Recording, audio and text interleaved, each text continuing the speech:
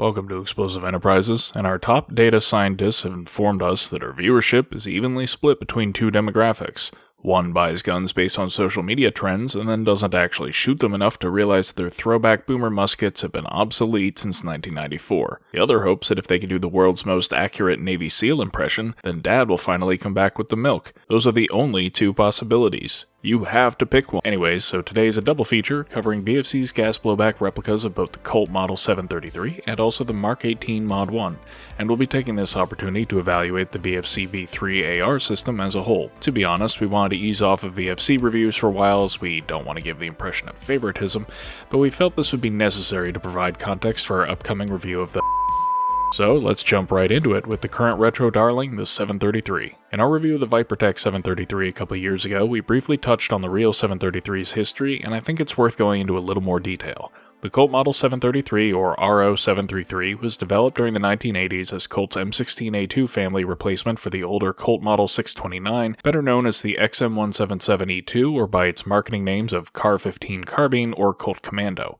The label Commando Carbine denoted an intermediate caliber short-barreled carbine that prioritized compactness and lightweight over ballistic performance, and most 177s were issued with a crude suppressor to reduce the blinding flash and deafening concussion of 55 grain ammunition through an 11.5-inch barrel. No, it wasn't to improve reliability or make it sound like an AK I have the test reports from Aberdeen, I'll die on this hill. After the introduction of 14.5-inch carbines in the 1970s, though, the Commando carbines saw comparatively little commercial success, and the 11.5-inch 733 wasn't nearly as popular among special operations forces or government entities as the 14.5-inch Model 723 introduced alongside it. In fact, in the course of doing research for this video, we found plenty of guns that are often mistaken for 733s, but only a handful of actual 733s in the wild, and they are some obscure references, mostly amounting to small purchases by various police and military groups around the world. Ultimately, the 733 never saw significant sales before being replaced by the flat-top 933, which would ultimately evolve into the Mk18 and CQB-R packages. However, in Hollywood, the 733 was cemented in pop culture by two movies and sort of a third.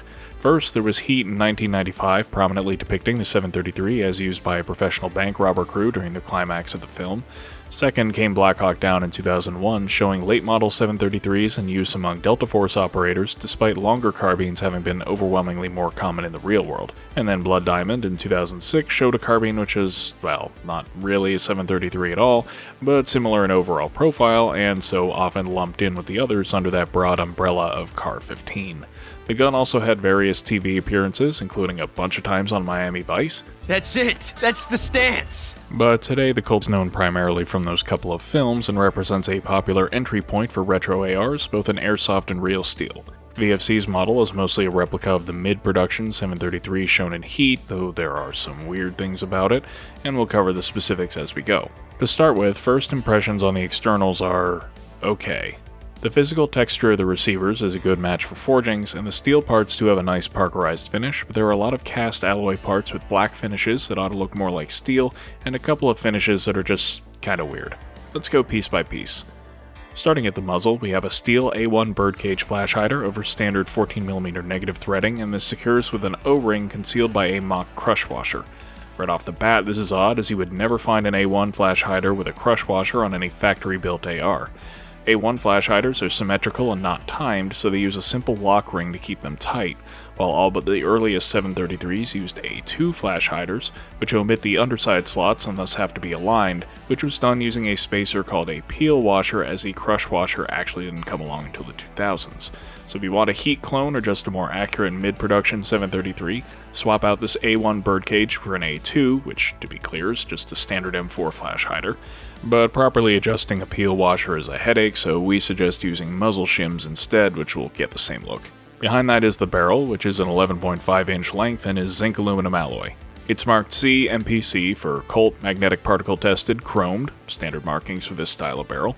The front sight base is also alloy, which is pretty conspicuous because on a real gun, both the barrel and front sight base ought to be the same greenish-gray parkerized steel as the handguard retainer cap, but here the barrel is chalky dark gray, the front sight base is just black, and the handguard retainer cap is a lighter green-gray.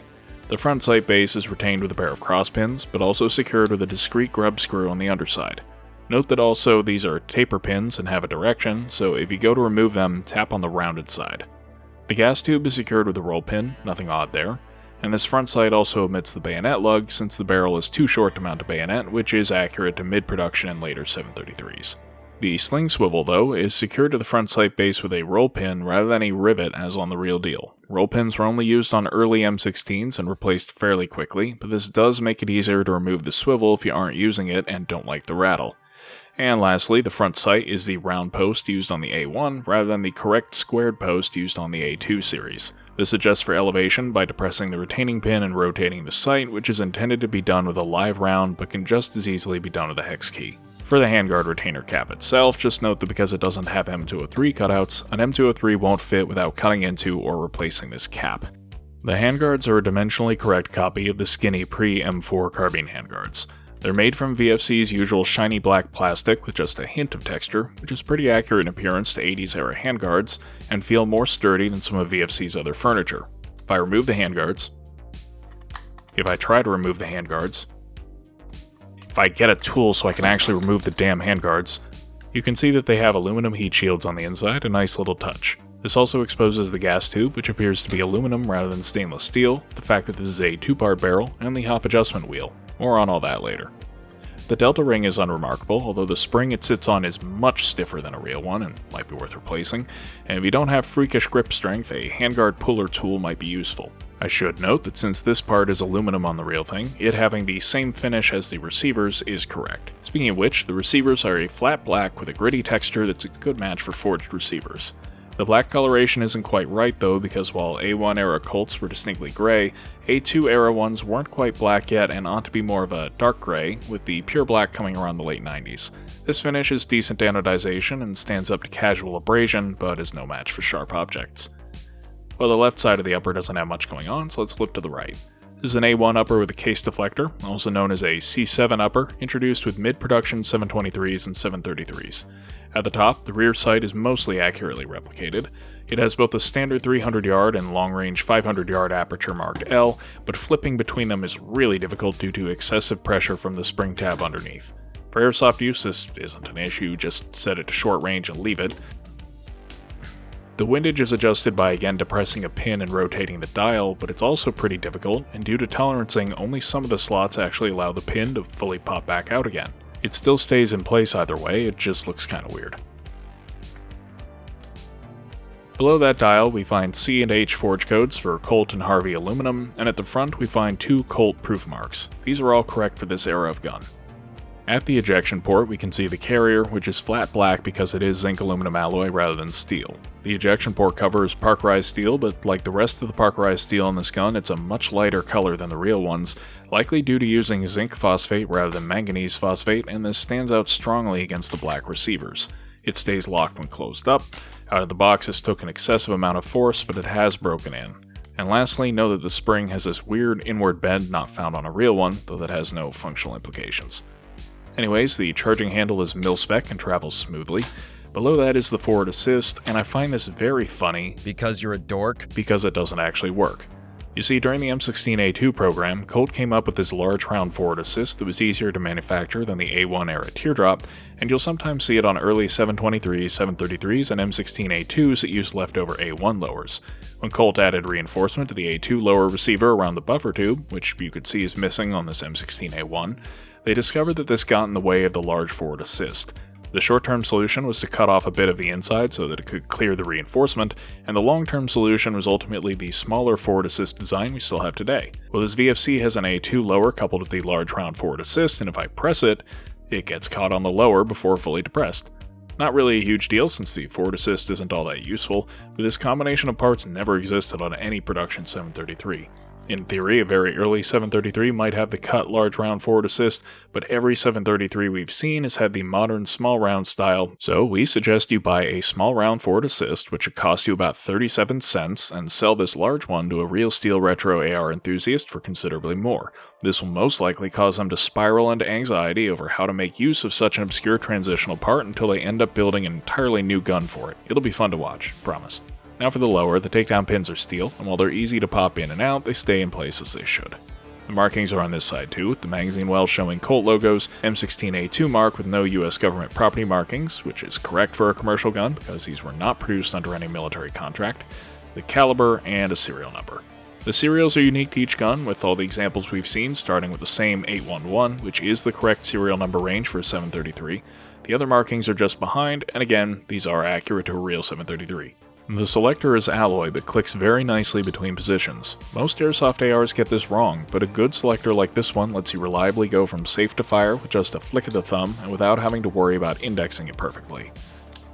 The bolt catch is steel, but rather than parkerizing like the rest of the steel parts, it has a purpley heat-treated appearance. Well, it has held up well to use, so we're guessing that's exactly what it is.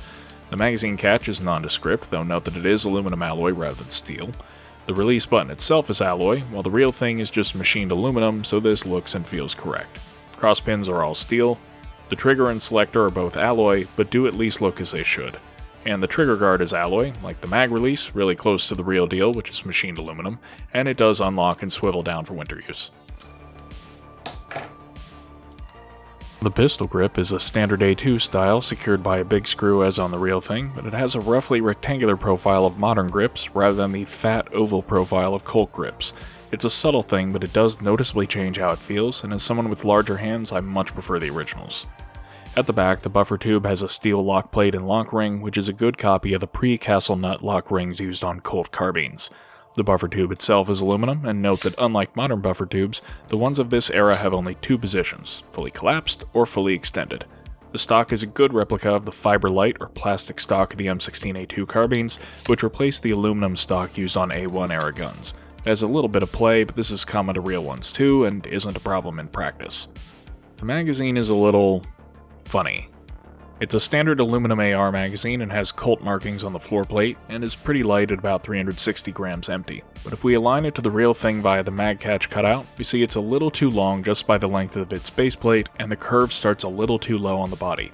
The finish is a serviceable but unimpressive gray, and while it improves a lot with a bit of wear, it still doesn't really resemble the chalky finish of the real thing. We've seen worse, but we've seen better too. Which really summarizes the externals of the whole gun. While it's a step up from WE, Marui, or other predominantly pot metal brands, it's not quite up to what we normally expect from VFC.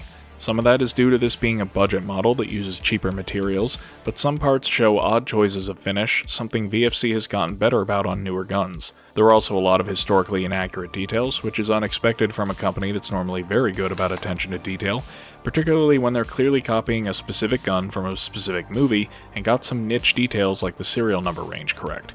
And while someone less obsessive about retro ARs might not notice the visual discrepancies, the extensive use of aluminum alloy also makes this gun noticeably light and almost toy-like in feel, just 4¼ pounds or 1.9 kilograms, which is over a full pound lighter than its real counterpart. But again, I should stress that this is one of VFC's budget models. By Airsoft standards, it's still pretty good, and I am definitely applying more scrutiny than I might for a gun I am less personally familiar with. Take it for what it is. Now, before we get into internals, let's pivot and look at the Mk18. In 1999, the Naval Surface Warfare Center, Crane Division, a U.S. Navy command tasked with technical R&D, developed the Close Quarters Battle Receiver, or CQBR. This was essentially a standard M4 upper fitted with a cut-down 10.3-inch barrel rather than the usual 14.5-inch, intended for SOF use, and the complete weapon was designated the Mk18. The Mod 1 was a modernization package in the late 2000s, primarily incorporating the SOP Mod buttstock developed by Crane, the Daniel Defense Wrist 2 handguard, and the CAC M4QD flash hider for compatibility with CAC suppressors. This is a more modern counterpart to the Colt 733, a compact commando carbine with a submachine gun-like handling, but the power and armor penetration of an intermediate caliber cartridge. It's short enough to stay manageable for CQB, even with a suppressor attached, while still having ample space for optics and accessories. While the 733 never saw much success in comparison to 14.5-inch carbines, the Mk18 was ideal for the increasing focus on urban operations and use of suppressors among SOF units, as well as the introduction of the 77-grain Mark 262 round, which produced better ballistic results with the short barrel. These factors made the Mk18 a massive success used by, well, pretty much everyone affiliated with US SOCOM, and later Mk18 derivatives are still in use today. So where the 733 is a budget gun, the Mk18 is one of VFC's more premium ARs. Most of the broad strokes are the same as the 733, but let's hit all the points that differ. The muzzle device is a steel replica of the CAC M4QD flash hider, secured with a silver thing. As far as we can tell, this is a milled aluminum piece made to resemble a stack of muzzle shims as supplied by CAC. However, the proper way to mount this muzzle device is to use just enough shims to reach the required orientation, so this thick stack looks a little strange. The barrel is steel, which is actually kind of annoying because this is not disclosed in any product listing we can find, and that makes it difficult to tell which VFCs come with steel barrels and which ones have alloy. It's concealed under a replica of the Daniel Defense Wrist 2 rail, which I'd say is a bit too sandy and not quite purple or chocolate enough, but anodizing does vary considerably in real life, so the color's not egregiously off. It's otherwise nicely solid and well executed, and the biggest giveaway that it's an Airsoft clone is the marking on the underside. It also conceals the gas block, which incorporates VFC's guide hop system, more on that later. On the top, we find VFC's copies of the CAC 300-meter backup sights issued with some Mk18s. These are aluminum rather than steel, and are missing the CAC markings on the side. The rear sight flips up easily and stays nicely secure in position, but the front one has a bit of front-to-back wobble. This is not a functional issue, they just look and feel a little cheap. The receivers are nearly identical to the 733 with a couple of minor differences. First, we have US government markings on the left side as expected, and the later style of Colt trademarks. However, the trigger, selector, and mag catch are now steel on this gun. The bolt catch also lacks the odd purple hue, though it is still steel. On the right side, the bolt carrier is also steel, and while it doesn't quite look Parkerized, it's more of a dark gray than a flat black. The dust cover also closes up much more easily than the 733, so that's probably just individual tolerancing. The forward assist is a small round type, which is correct for both this gun and also for the 733. The buffer tube is secured with a modern castle nut, and rather than a standard lock plate, it uses one with integral sling loops. Then the stock is a SOP mod, or sometimes called crane stock, which has a pair of storage compartments accessible by removing the stock. As with the carbine stock, it has a bit of wobble around the buffer tube, and note that this is a 5-position tube. You might think I'm going to say this gun looks and feels like a step up from the 733, and you'd be correct. There are still a few inaccuracies and weird finishes. With the greater use of steel parts, this is steel everywhere it should be, both helps with the appearance and adds the heft that the 733 is missing. It's not heavy, it just doesn't feel like a toy, coming in at just under 5.5 pounds or 2.5 kilograms unloaded. Okay, now for disassembly and back to the 733. As always, field stripping an AR is easy, just pop out the rear takedown pin, pull the charging handle back and remove the bolt carrier, and then the charging handle too. Simple, and we can proceed to full disassembly. First, let's look at the barrel.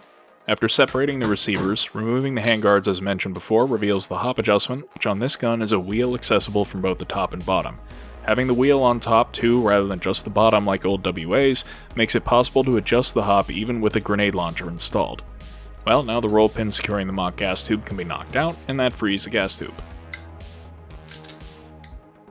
The barrel is two parts, with a steel base secured to the alloy barrel by two grub screws. The barrel nut unscrews with the standard armorer's wrench, and just note that the visible damage to the barrel nut is due to the wrench slipping off during reassembly, as the barrel nut is alloy rather than steel, so be careful to press the wrench into the barrel nut for full engagement. With the barrel nut unscrewed, the outer barrel now simply pulls off, though note that I didn't notice that the adjustment wheel stayed stuck in it. On the inner barrel assembly, the barrel extension pulls off, leaving the hop unit. This is a simple clamshell design with a wheel that indexes to the lever, and a stabilizer ring that goes around the bucking, and note that as is typical for many of VFC's designs, it does not use a separate nub. To be clear, this is an aftermarket PDIW hold bucking with the side tab removed and a Poseidon inner barrel. The stock setup is VFC's usual blue bucking with a flat mound for a contact patch and an extruded aluminum inner barrel, 275mm long. These extruded aluminum barrels are pretty crap, and as you can guess, we've swapped the barrel and bucking for performance reasons, which we'll explore later. Moving into the bolt carrier, this is 204 grams and zinc aluminum alloys mentioned. Right off the bat, you may notice that it does not use a Western Arms style nozzle guide, instead having the mock cam pin serve as the nozzle guide. I like this evolution because it means there's no risk of parts falling off the carrier when it's out of the gun, it's just one less loose end. In order to extract the nozzle guide though, we need to take off the gas key, and here's where the fun begins. Sometimes these screws aren't thread locked at all, sometimes they have a reasonable amount, and sometimes they have so much thread lock that even cooking the gas key with a heat gun isn't enough to allow the screws to turn without rounding out their heads. So we used a Dremel cutting wheel to carve a channel across the top, and now they can extract with a flathead screwdriver. Pry the gas key up and off, and now the nozzle guide comes out, and note that it has a small O-ring on the underside to add tension. The one thing keeping the nozzle in now is the usual E-clip, and as usual, this takes some effort to remove. Now the nozzle is free, and disassembly from here is easy. Push out one cross pin, slightly unscrew a grub screw, take off the O-ring to avoid damaging it, and then pry off the rear cap. The internals of the nozzle now come out the back, in the process sometimes breaking the sealing O-ring, but the rest is little more than a silver spacer piece and the rocket valve and spring. This one is an adjustable valve that we made by modifying the stock one to insert a grub screw. Most VFC ARs do not come with adjustable valves by default, but VFC does sell nozzles with adjustable valves for cheap, or a CL project valve as a drop-in fit. We've also epoxied in an internal spacer as usual to reduce the overall power, which improves consistency at the low end of the adjustment range. This is just a simple piece of styrene tubing with a 4mm inner diameter and 5mm outer diameter epoxied into the rocket valve. While we're here, we've seen recommendations to superglue the silver spacer to the rear portion of the nozzle, just to help ensure it doesn't move during cycling and compromise consistency. Well, we haven't seen any evidence it has any effects either way, but there's no harm in doing so.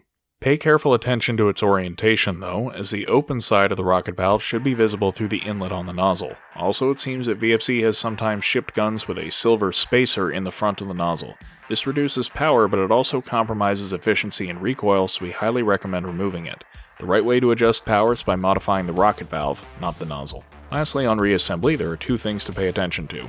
First, this O-ring in the middle of the nozzle has an outer diameter of 9mm and a cross-section of 1mm. Be careful with it, as it needs to remain intact to properly seal the nozzle. Second, do not over-tighten this grub screw on the back. This is a reinforcement for where the nozzle strikes the nozzle stop, and if you really try to tighten it down, it'll actually dig a hole into the rear piece of the nozzle, compromising the seal and severely impacting efficiency and blowback. Imagine being dumb enough to do that. Anyways, the O-ring at the back has an outer diameter of 20mm and a cross-section of 2mm. Now, notice how the piston at the back is not concentric with the front of the nozzle.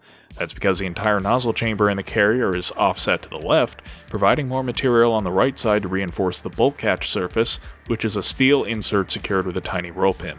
We have heard of this roll pin coming loose on some guns, so a dab of superglue in the hole might not be a bad idea. The offset nozzle is an odd choice, but it seems to work, except that because the left side is thinner, it has been observed to crack with enough round count on some zinc alloy examples. This carrier shows significant wear at other contact points across its surface, which quickly turned the thick factory grease into abrasive sludge with use, which should be thoroughly cleaned out after initial break-in. Most of the wear has stabilized, but the one area we're concerned about is where the carrier contacts the auto sear, which you can see has suffered significant distortion. If this is damaged enough, it will stop tripping the auto sear, and the gun will not function in full auto unless either the carrier is replaced or the sear is bent towards the carrier to engage sooner. To be clear, this wear only occurs when the gun is set to full auto. What you see here is the result of about 2,000 rounds of full auto mag dumping, so occasional bursts of full auto are not going to produce any issues, and no functional issues have arisen yet. It's just a long-term concern. Interestingly, this carrier has a few unexpected details copying its real equivalent. We have a mock firing pin retainer visible from either side, a molded-in cam track, and even a mock ejector roll pin on the nozzle. If it weren't for the flat black finish, this would be a great looking match for a parkerized carrier. Moving on to the charging handle, this is mil-spec as mentioned, and real charging handles are drop-in. In the lower, the bolt catch is a single piece of hardened steel which rises up to grab onto the bolt catch insert on the carrier, and these parts show very little wear. However, we have heard of some people seeing abnormal wear on the outside edge of the bolt catch due to a tolerancing issue placing the bolt catch farther to the left than it should be. If that's the case, it can be rectified by bending the catch outwards towards the right a little bit. The bolt catch is secured to the lower not by a roll pin as on a real AR, but a solid pin with an O-ring to keep it captive. This makes it a lot easier to remove, and while in theory it might be able to walk out under recoil, it is a tight fit, and so far we've seen no indication that this is any more likely than with a conventional roll pin. Just do not lubricate that O-ring.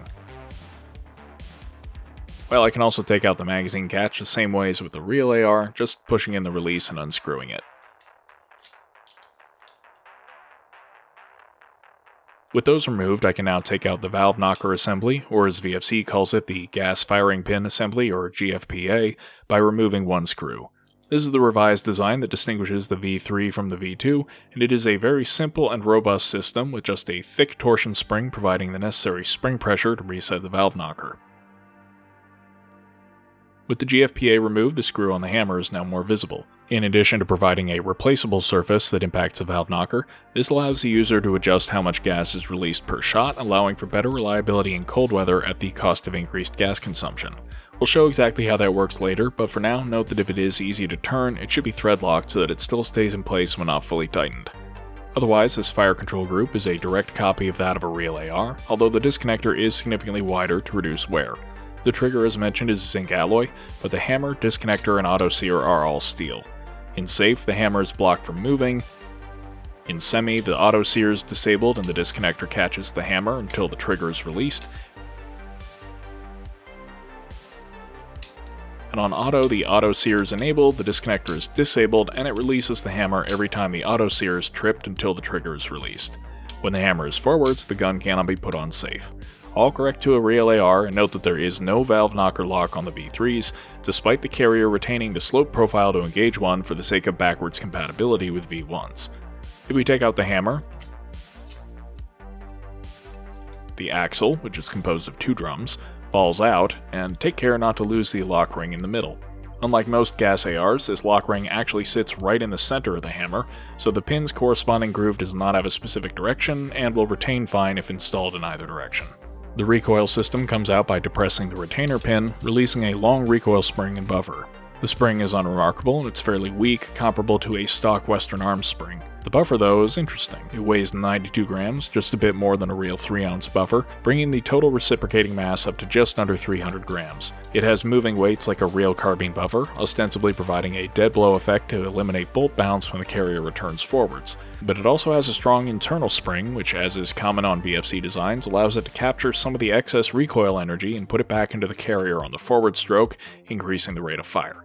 In theory, this combination provides the best of both worlds, higher cyclic rate without bolt bounce. We'll demonstrate whether this works in practice later.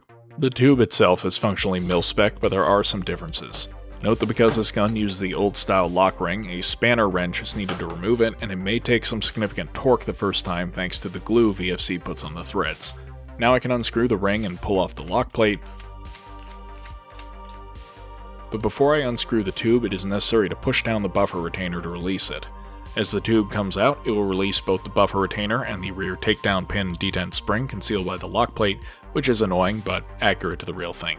A real buffer tube is drop-in and will reduce the stock wobble, but note that you will need to shim the inside with coins or a spacer to get the right travel length. As is typical for gas blowback ARs, the inside of the VFC buffer tube is about 3/4 of an inch shorter than its real counterpart, reducing the travel length, which increases the cyclic rate and felt recoil. And finally, the pistol grip is mil-spec and unscrews right off, revealing the selector detent spring. This is significantly shorter than a real one because the grip does not have a hole for the spring like a real one does. So while a real grip is a drop-in fit, you'll need to plug that hole for this to work properly, or you could just use a real detented spring. Before we look at the mag, let's briefly switch to the Mk18 and talk about how it differs internally. First, hop adjustment works by inserting a hex key into the front of the gas tube.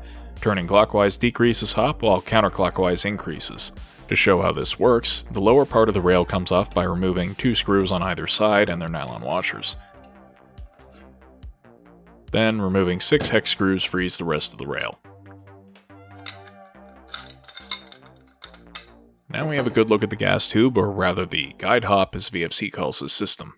The hex key turns the mock gas tube, which in turn pulls or pushes on a block connected to the hop tension arm in lieu of an adjustment wheel as on the 733. This is a simple, clean design that requires no disassembly to adjust the hop, and is a pretty clever way to make use of a component that would otherwise be purely decorative on an airsoft gun. Moving into the receiver, the steel carrier weighs in at 256 grams, producing just a bit more heft than the zinc one. It shows much less wear than the zinc carrier despite similar round count, and rather than a bolt catch insert has a hardened steel pin as reinforcement. And you may notice that the owner did not need to apply power tools like an ape to get the screws out, which is always nice. In the fire control group, the selector and trigger are steel as well, and this produces an interestingly different trigger pull we'll talk about soon. Otherwise though, these guns have the same internal design, the budget 733 just has more parts made from alloy rather than steel. Now let me introduce you to Gary. Gary holds 33 BBs, which can be reloaded straight down through the feed lips, made easy with VFC's included adapter. Gary also holds a whopping 20 to 22 grams of gas at room temperature without siphoning, and has a dry fire switch to disable bolt lock. Let's take them apart. So first, the floor plate pries out and slides right off, exposing screws that secure the base plate. Unscrewing these reveals a fitted gasket, which encloses a spacious internal reservoir. No separate tubes like GHK, no annoying swivel like ProWinds, just a pit with internal walls for reinforcement. All the way at the top, there's a bolt that secures the head of the magazine that you probably can't see, but let's hold off on that for now. Instead, I take out 2 screws on top, and this frees the feed lips, which retain the follower and feed spring, as well as the stop on empty mechanism and the thick nitrile rubber gas router. I can also take out the fill valve, nothing special there. Now the magazine disassembles into its 2 main components by reaching into the reservoir and unscrewing that bolt. When the magazine head comes off, we can see that it also has a fitted gasket that seals up the top. Finally, I can remove the output valve, a standard design but executed with a wider diameter than most other output valves, giving it a very high gas throughput. And there's the magazine, a reservoir sealed by 2 fitted gaskets, which stay sealed better than O-rings, and 9 times out of 10 if there's a leak, just tightening the relevant screw fixes it. The output valve has just 2 O-rings to maintain a seal, so leaks are uncommon there as well. Plus the feed lips are a giant chunk of nylon that can survive being dropped on hard surfaces without problems. While the appearance leaves much to be desired, in terms of pure function I think this is the best gas AR mag currently on the market. It's simple, it's reliable, it's durable, it holds a ton of gas, it works very well, it's easy to load, and it's cheap. Well, at least by gas gun standards. That said, I do have some gripes. First, the fill valves tend to yeet their O-rings, and then they leak a little bit like Marui mags when filling. Not a huge deal. Second, these magazines do not have moving routers like the VFC FAL or MP5 mags, so they are a little more reliant on proper positioning to seal well. Third, tolerance stacking can make some mags sit a little higher or lower than others, which in combination with the second point can make some mags seal better than others. VFC is at least addressing this in the new generation of mags, which puts the catch surface on the magazine head rather than the body. Fourth, if the mag is loaded to the full 33, it will take significant force to seat on a closed bolt. That at least can be easily fixed by just removing the last BB after filling. There's probably a clever way to do this, but we take the unclever approach of just using a piece of steel rod duct taped to the speed loader to flick out the last BB. And lastly, it is sometimes possible to overfill the mags past that 22 grams if you just keep filling until all sound stops, so it's best to stop a little short. These are fairly minor complaints though, and even without the moving gas router, this is one of the best designed gas magazines on the market. While we're here, I want to note that VFC does also make PMags, or rather VMags as they call them, but these don't use a plastic shell. Rather, it's an aluminum shell designed to look like polymer, which while it does allow the same high gas capacity, means they accumulate some strange looking wear. VFC also makes mini Garys, styled after Colt 20-round magazines. We don't recommend them unless you're doing an impression that specifically requires 20-round mags. There's nothing really wrong with them, they work fine, are dimensionally correct, and hold 23 BBs apiece. It's just that from a practical perspective, they're the same price as 30-round mags, and there's very little decent load-bearing equipment out there specifically for 20s. So if you're sticking 20-round mags in pouches intended for 30s, you really might as well have 30-round mags, particularly since the one advantage of being able to more easily go prone with a 20-round mag isn't all that useful for airsoft. Oh, and lastly, just note that at time of filming, VFC does not make CO2 magazines. It looks like they will be, but since it looks like they use normal 12-gram CO2 capsules, we suspect they'll have the same issues as other CO2 mags, namely greater cooldown and fewer shots per mag. Well, if you need extra power, the gas mags can handle red or black gas just fine, and as we'll see later, this isn't even needed for good winter performance. So overall, this is a mostly well-designed set of internals, and while the 733 shows its budget nature with the alloy trigger, selector, and carrier, the critical stress-bearing components like the bolt catch hammer and catch surface on the carrier are all steel. The zinc alloy carrier has weak points and may cause problems for long-term use, and while replacement carriers are cheap, I appreciate that the Mk18 on the other hand is actually full steel where it should be, inside and out. On both guns, there are a few areas, like the bolt carrier details, that show more realism than we normally get from Airsoft replicas, but also elements that are less realistic than they could be, like the bolt catch pin. As usual, the hop setup is the weakest point, and I really wish VFC would stop using aluminum barrels and rigid hop arms in lieu of hop nubs, but there are ways to address this if the out-of-the-box setup doesn't work well. And I cannot overstate just how good this magazine design is from a practical perspective, despite its uncanny valley appearance. Alright, that's it for internals, so let's get into controls and operation. Insert a mag and rack the charging handle. Carrier flips easily between safe, semi, and auto on both guns, but the trigger actually differs a bit, and this warrants some exploration. On the 733, the trigger simply breaks at 5 pounds with a tiny bit of slop across the break. On the Mk18 though, it shows a short take-up at 4.5 pounds and then cleanly breaks at 5 pounds. This just comes down to subtle differences in trigger geometry, and while the zinc 733 trigger is pretty good, unsurprisingly the steel Mk18 trigger is better. Both have very little over travel, and both reset when fully released, so it's a short pull and easy to rapid fire.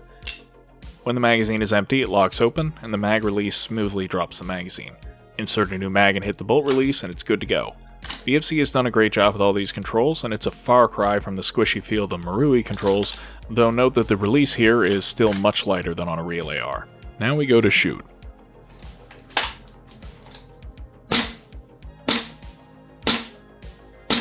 The recoil impulse is heavier than I would expect for the reciprocating mass, likely due to the enormous throughput of the output valves, but there's a bit of an odd feeling to it I can only describe as crunchy.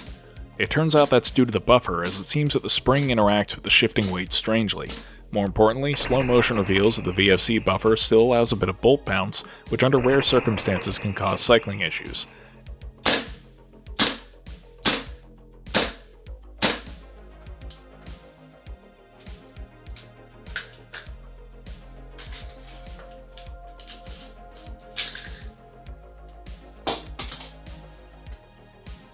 Ditching the VFC buffer in favor of a standard AR carbine buffer not only eliminates bolt bounce, but it also makes for a crisper recoil impulse at the cost of a slightly reduced cyclic rate.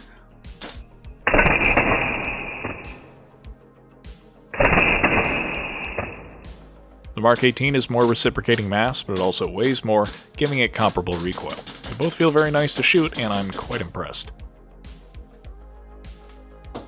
For efficiency, in continuous semi-auto at 68 Fahrenheit or 20 Celsius, the 733 manages 160 to 170 shots with lockback, while the Mk18 manages about 150 to 160.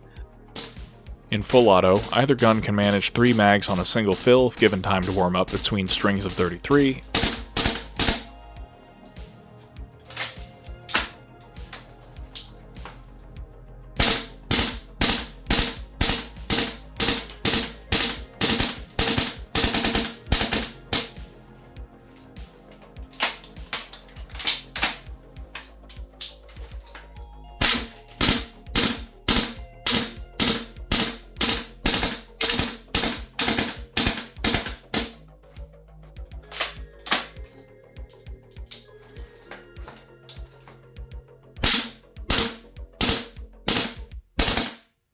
and then both will gas out or fail to lock back on the 4th. This high efficiency means they do not require a consistent complete fill in order to clear mags on full auto.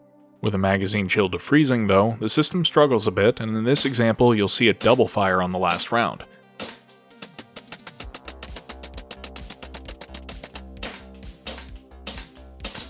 This is where that hammer screw comes into play. By extending the screw, the hammer releases gas sooner and needs to be reset further to cut off the flow of gas, and this increases the amount of gas used per shot.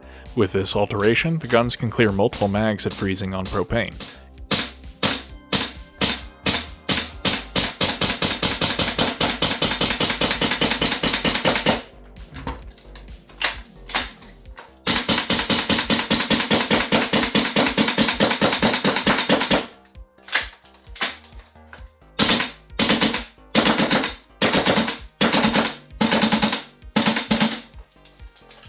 If you're planning to use this feature though, we suggest slipping a thick O-ring over the screw threading as a spacer so that it cannot self-adjust in use. On the chrono and back at room temperature with the hammer screw reset to normal, the adjustable valve gives arbitrary muzzle velocity. With it tuned to 1.5 joules to start, we see decent shot-to-shot consistency and cooldown of about 1/4 of a joule over 30 shots. Pretty solid, and the high gas capacity definitely buffers against cooldown here.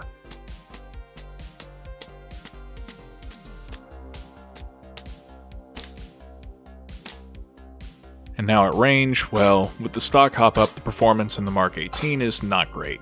Not only is it showing inconsistent hop and a prominent right hook, at 20 yards we see a 10-shot group 4.5 inches tall and over 5 inches wide, which is bad. So we immediately threw a Maple Leaf Wonder in the 733, which has worked well in other VFCs. The horizontal deviation is significantly lower, and on paper this is down to 4.25 inches tall and 2.5 inches wide, but it still does have that somewhat inconsistent hop. We then tried going back to the bone stock setup on the 733 and putting a few hundred rounds through it to bed in, and this resulted in pretty good hop performance, but again with a bit of inconsistency in amount of hop applied. So it seems replacing the bucking wasn't necessary to begin with, but try as we might, we could not get the Mk18 to cooperate, and we've seen other people online have the same issues. Some hop setups just don't seem to work and may need replacement, but give it at least 500 rounds before deciding.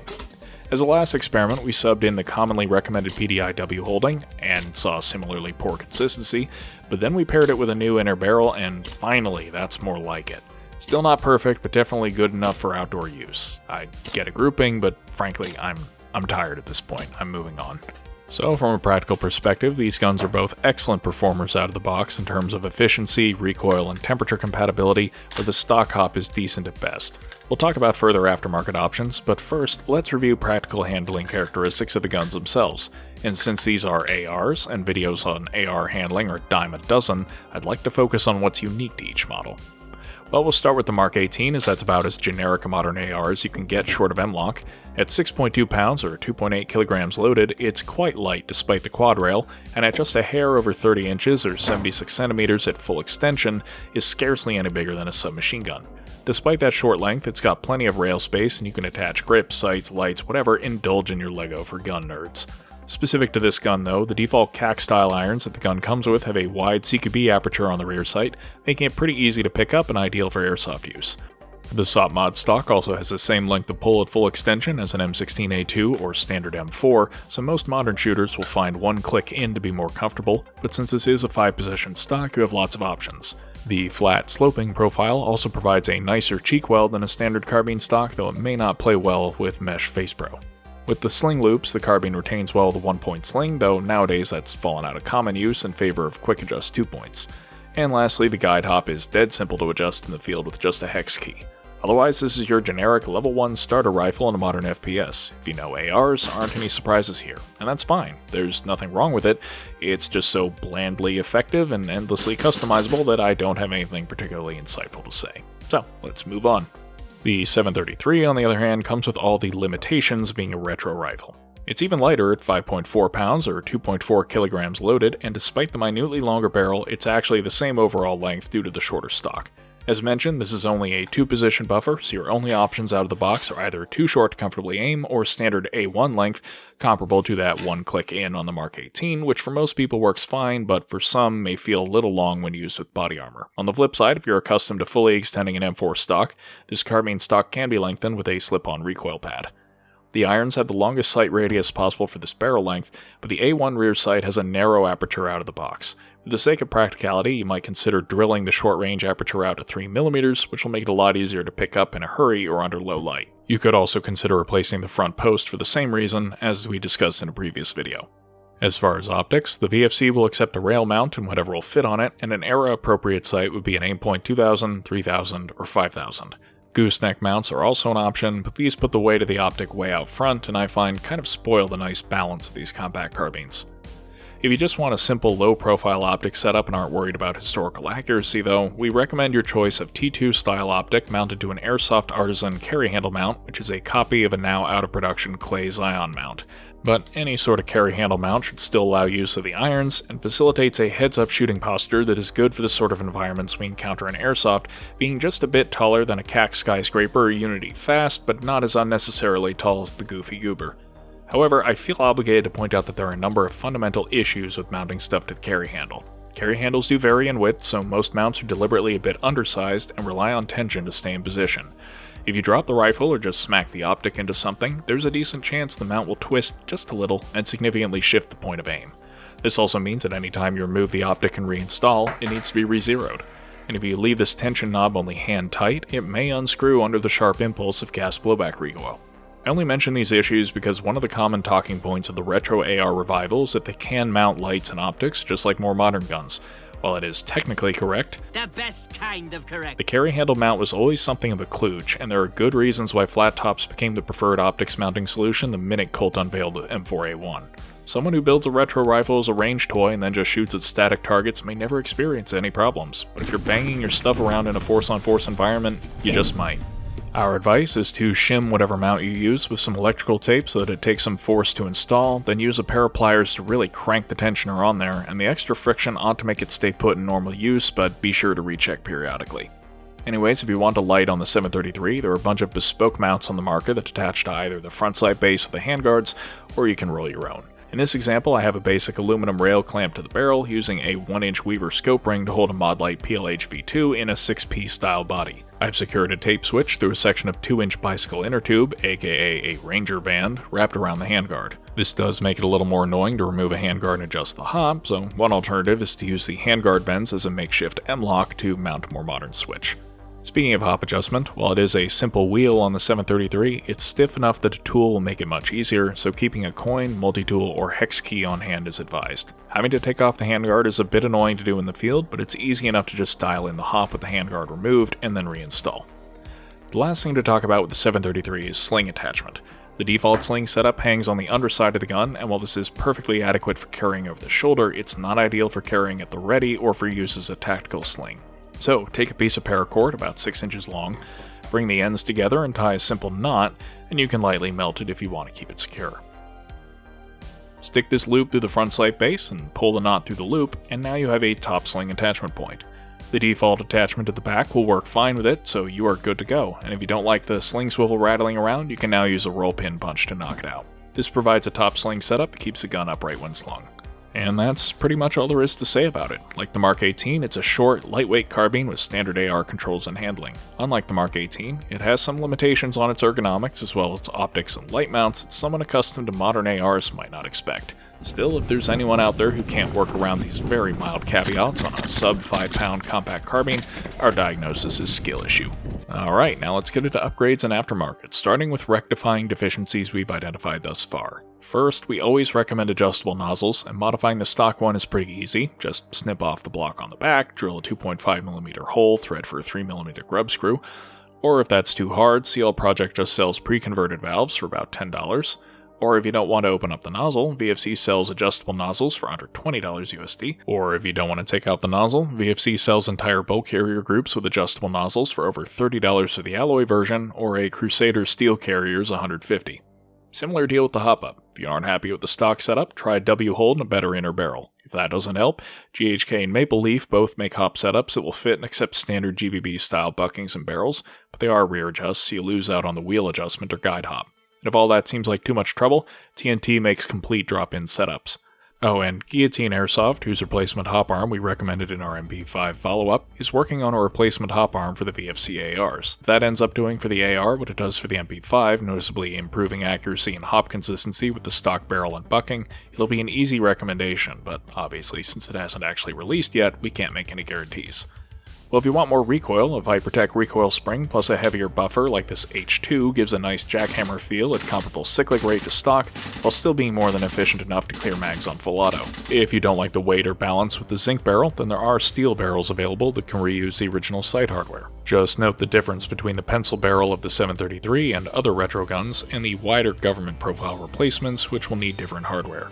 Or if you want full steel, DNA makes drop-in replacements include a steel front sight base and one-piece steel barrels as well. If you buy a budget model like the 733, then steel triggers, selectors, and bolt carriers are readily available to bring it up to the same standard as more expensive models. Maybe you're starting to see why I really like this aftermarket ecosystem. It provides a lot of options at different price points and ease of installation, both for tuning various characteristics of performance and for achieving different levels of realism and build quality. And we haven't even gotten into real steel compatibility. Charging handles, buffer tubes, stocks, pistol grips, handguard selectors, mag hedges and releases, rails, buffers, triggers, even trigger and hammer pins are all either drop-in or require minimal modification, and that covers pretty much everything that isn't addressed by Airsoft-specific aftermarket. Which finally brings us to summary and conclusions. The Mk18 Externals are great, just a few parts stand out as a little weird, but the 733 has some odd finishes and the use of cheaper materials is more prevalent and more noticeable.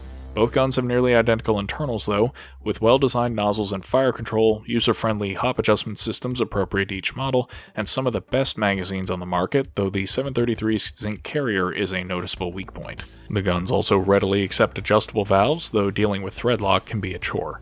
In terms of shooting performance, these guns both feel great and are highly efficient and cold weather resistant, and while hop performance is hit or miss, there are multiple ways to improve it. And the system has strong aftermarket support and excellent real steel compatibility, so there are a lot of options for improving realism or specific performance characteristics. So, the big question, is it worth it? Well, let's look at that from a couple of angles. First, the 733 runs about $400 to $450 USD shipped, and magazines are an additional $45 or so a piece.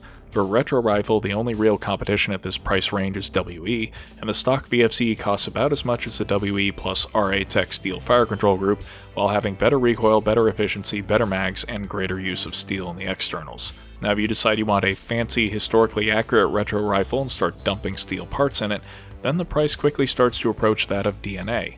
DNA is based on the VFC system, but has a one-piece steel barrel, forged receivers, and more accurate finishes and details, so there are diminishing returns here.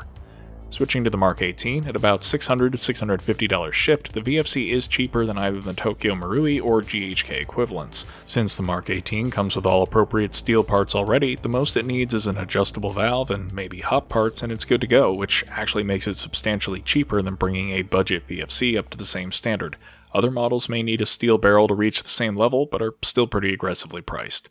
But if you do want a pure budget option, VFC currently offers an Olympic Arms package, which for about $350 shipped comes with 2 mags and has the same internals as the 733.